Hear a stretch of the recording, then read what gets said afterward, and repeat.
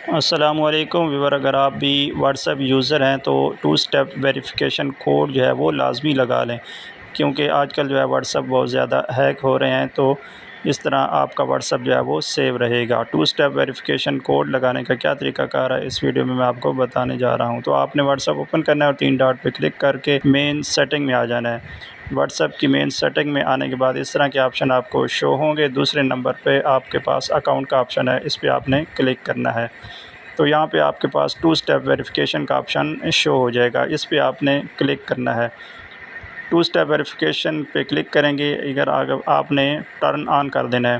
Turn on करने के बाद यहाँ पे टू स्टेप वेरिफिकेशन कोड 6 हिस्सों का आपने लगा देना है। उसके बाद दोबारा आपने कंफर्म करना है। कंफर्म पे वही कोड लगाना है जो पहले आपने लगाया है। तो इस तरह आपका जो है टू स्टेप वेरिफिकेशन कोड जो है वो ऑप्शन ऑन हो जाएगा। इसके बाद आपने अपना ईमेल भी वेरीफाई कर देना है, यहाँ पे लगा देना है, ताकि आपका पिन जो है अगर आप भूल जाएं तो इसे आप आसानी से रिकवर कर सकें। तो ये टू स्टेप वेरिफिकेशन की सेटिंग थी, इस थ्रू आप लाजमी कर लें और दोस्तों के साथ भी शेयर करें।